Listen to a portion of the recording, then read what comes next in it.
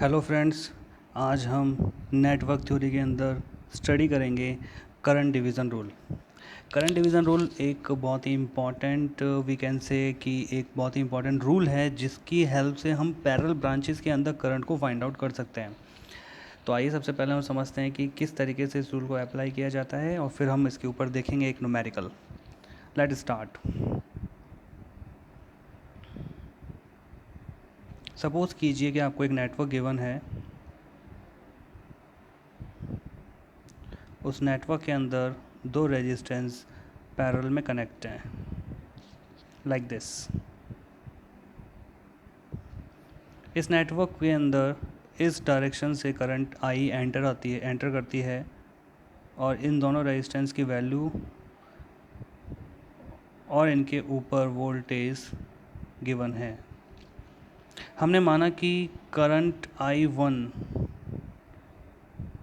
R1 resistance में से जाती है और करंट I2 R2 रेजिस्टेंस में से जाती है। हम ये भी जानते हैं कि जब ये करंट एंटर करती है तब इसकी वैल्यू है कैपिटल I और फिर ये दो पार्ट्स में डिवाइड हो जाती है, एक I1 और एक I2। यानी we can say that I is equals to I1 plus I2। We can say that I1 is equals to I1 plus I2।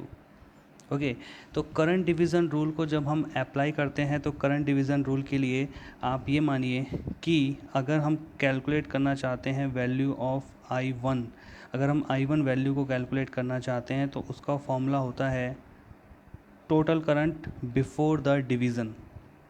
Total current before the division, division से पहले total current जो थी वो कितनी थी, into opposite resistance.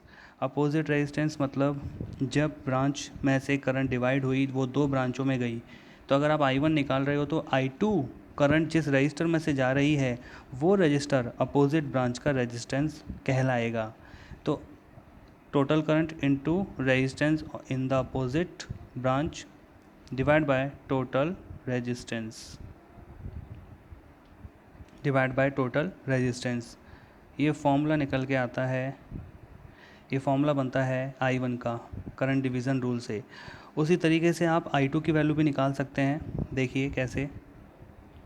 I2 को अगर आप देखें तो I2 is equals to again total current before the division into opposite resistance. अब की बार R2 रेजिस्टेंस के अपोजिट में R1 रेजिस्टेंस है, divide by total resistance.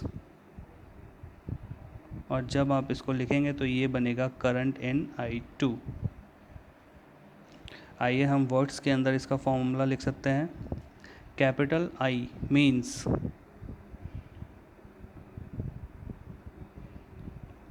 Current before the division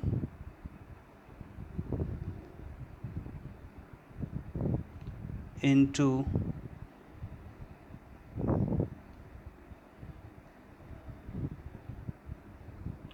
resistance in opposite branch. एक सेकेंड, इसको हम यहाँ लिख लेते हैं। If you find the value of I1 that is current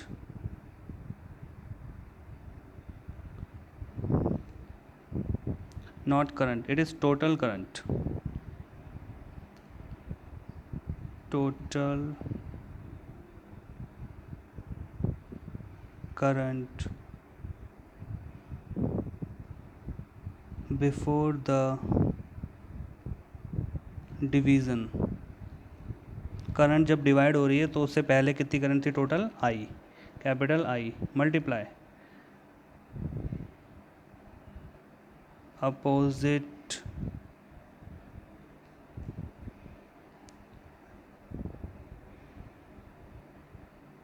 resistance, opposite resistance in the parallel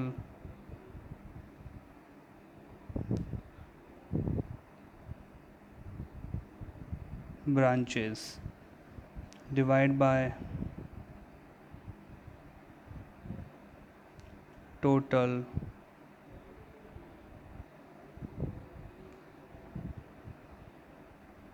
resistance। तो friends इसके अंदर आप एक बात जो सबसे इम्पॉर्टेंट है वो आप ये देखिए कि अपोजिट ब्रांच क्या है, वो है पैरेलल ब्रांच। अभी तो एक ही ब्रांच है इसलिए हमने उसका रेजिस्टेंस लिख दिया I1 में R2 और I2 में R1। लेकिन अगर ये ब्रांचेस काफ़ी सारी कनेक्टेड हों पैरेलल में तो आप किस तरीके से इस टोटल रेजिस्टेंस की वैल्यू को लिखेंगे, तो उस टाइम हम उसका R इक्विवेलेंट निकालेंगे। ठीक है, पैरेलल के अंदर R इक्विवेलेंट निकालेंगे और उसकी वैल्यू को हम यहाँ पे पुट करेंगे। उसी तरीके से डिवाइड के अंदर हम लिखते हैं टोटल रेजिस्टेंस। तो टोटल रेजिस्टेंस के अंदर आप ध्यान रखें, टोटल रेजिस्टेंस सिर्फ एक नॉर्मल एडिशन है, ये इक्विवेलेंट रेजिस्टेंस नहीं है। इक्विवेलेंट रेजिस्टेंस वो रेजिस्टेंस होता है जो कि जिस तरीके से रेजिस्टेंस आपस में कनेक्ट है उस तरीके की कैलकुलेशन जब आप करके फाइंड आउट करते हैं वो होता है इक्विवेलेंट रेजिस्टेंस। लेकिन टोटल रेजिस्टेंस में सिर्फ और सिर्फ एडिशन होता है और हम एडिशन करके इस वैल्यू को डिनोमिनेटर में रखते हैं। आइए इसके कुछ और केसेस देखते हैं जिससे हमको ये समझ में आएगा कि किस तरीके से हम इसको अप्लाई कर सकते हैं। सपोज़ कीजिए कि हमारे पास 3 ब्रांचेज़ हैं, अभी मैंने 2 ब्रांचेज़ ली थी, अब की बार आप ये मान लीजिए कि हमारे पास 3 ब्रांचेज़ हैं, 1 2 एंड 3। ओके, एज्यूम किया कि यहाँ से आई करंट आ रही है, this is R1, this is R2 and this is R3 और ये 3 करंट यहाँ से फ्लो होती हैं, ये 3 रेजिस्टेंस हैं। ओके, तीनों में अलग अलग करंट फ्लो हो रही है। लेट्स से इसमें I1 I2 I3 current flow होती है। अगर आप I1 की वैल्यू निकालने जा रहे हैं तो अब I1 में डिवीज़न से पहले टोटल करंट कितनी है I। ओके, अब इनटू में आप क्या रखेंगे, इनटू में अपोजिट ब्रांच का रेजिस्टेंस आएगा। अपोजिट में R1 रजिस्टर में जो I1 करंट जा रही है उसके अपोजिट में 2 ब्रांचेज़ हैं जो कि R2 और R3 रेजिस्टेंस को कंसिस्ट करती हैं, जिसमें I2 I3 करंट फ्लो हो रही है। तो यहाँ आप लिखेंगे R equivalent, not R2 not R3, divide by total resistance में आप लिखेंगे पहले उस ब्रांच का रेजिस्टेंस जिसकी करंट आप निकाल रहे हैं प्लस R इक्वलेंट। तो ये जस्ट नॉर्मल एडिशन हुआ डिनोमिनेटर में, और R इक्वलेंट क्या है यहाँ पे, that is the parallel combination of R2 and R3। R2 R3 का ये क्या हुआ है, एक पैरेलल कॉम्बिनेशन। ओके, तो अगर 3 ब्रांचेज हैं तो हम करंट डिवीज़न रूल को इस तरीके से लगाएंगे। उसी तरीके से आप I2 की वैल्यू निकाल सकते हैं। I2 में total current I, opposite resistance जो है वो R इक्वलेंट होगा, लेकिन इस बार R इक्वलेंट को हम R डैश इक्वलेंट लिखेंगे और टोटल रेजिस्टेंस है R2 प्लस R इक्वलेंट। अब की बार हमने R2 क्यों लिया, because we are going to find value of I2, that's why we are taking R2। Okay, यहाँ पर R इक्वलेंट क्या है, दैट इज़ R2 वाली ब्रांच को आप छोड़ दीजिए, बचेगी कौन सी ब्रांच, R1 और R3, तो आप सिर्फ R1 R3 को लेंगे। सो R1 R3 upon R1 plus R3। ठीक है, तो ये करंट की वैल्यू आ गई। इस तरीके से करंट डिवीज़न रूल हम अप्लाई करते हैं। ओके, अब ये क्वेश्चन आता है दिमाग में कि करंट डिवीज़न रूल हमने पढ़ लिया, किस तरीके से वोल्टेज, किस तरीके से हम I1 I2 या I3 की वैल्यू निकाल सकते हैं, ये भी हमने देख लिया। तो क्या कोई ऐसा प्रूफ है जिससे हम ये फॉर्मूला जो हमने बनाया है ये फॉर्मूला सही है या नहीं, क्या इसका कोई प्रूफ है, ऐसी कोई रीज़न है इसके पीछे जिसके पीछे कि जिससे हम ये कह सकें कि I1 का ये फॉर्मूला आ रहा है, I2 का ये फॉर्मूला आ रहा है, क्या इसके पीछे कोई रीज़न है? तो आइए हम इसका प्रूफ देखते हैं और उससे हमें ये पता चलेगा कि सच में ये फॉर्मूला है ये एकदम से राइट है। आइए स्टार्ट करते हैं। तो अगेन हम दो ब्रांच एक ही सिंगल लूप ले लेते हैं जिसमें दो रेजिस्टेंस कनेक्ट हैं R1 और R2 लाइक दिस।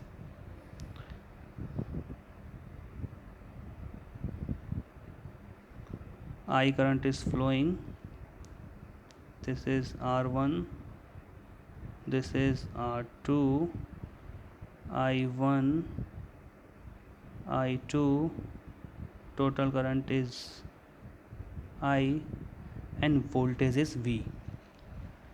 ओके दोनों रेजिस्टेंस पैरेलल में कनेक्ट हैं, तो अगर मैं इसका R इक्विवेलेंट कैलकुलेट करूं तो मेरे पास R इक्विवेलेंट आएगा R1 R2 upon R1 plus R2।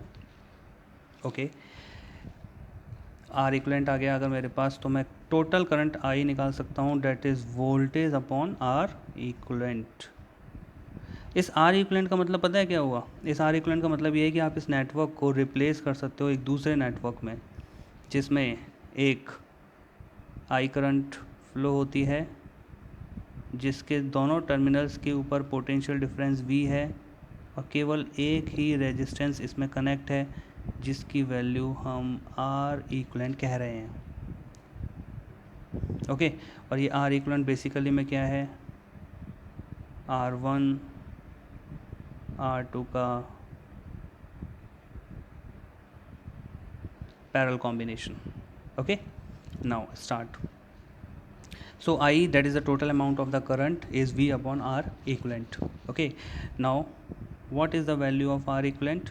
That is V upon R1 R2 R1 plus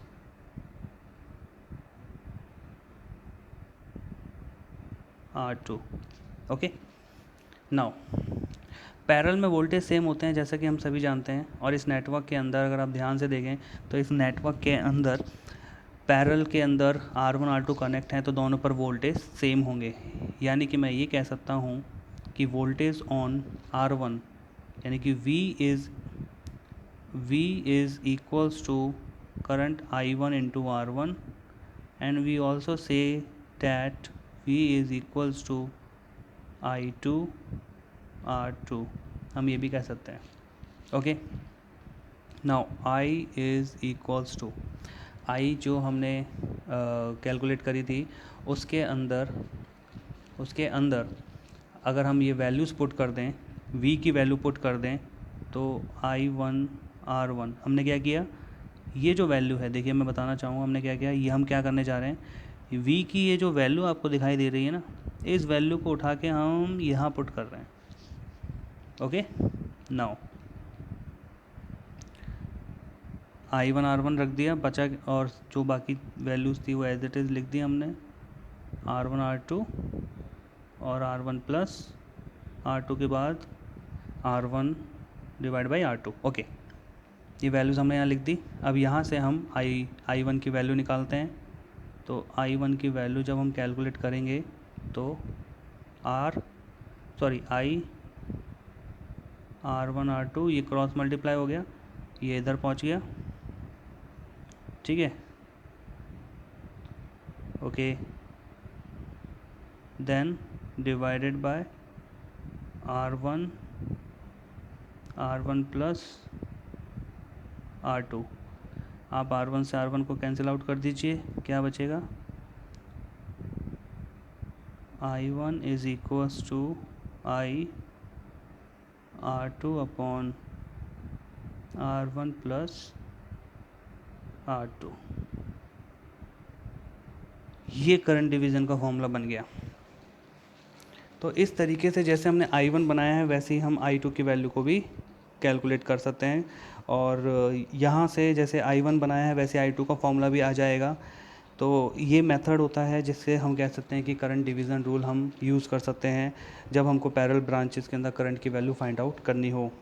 I hope कि आपको ये आज का वीडियो समझ में आया होगा कि करंट डिवीज़न रूल क्या है, हम कैसे, कौन सा फॉर्मूला हम करंट डिवीज़न में यूज़ करते हैं, किस तरीके से करंट डिवीज़न को सॉल्व करते हैं, और फाइनली हमने ये भी देखा कि जो फॉर्मूला हमने पढ़ा है वो करंट डिवीज़न का कहाँ से आया।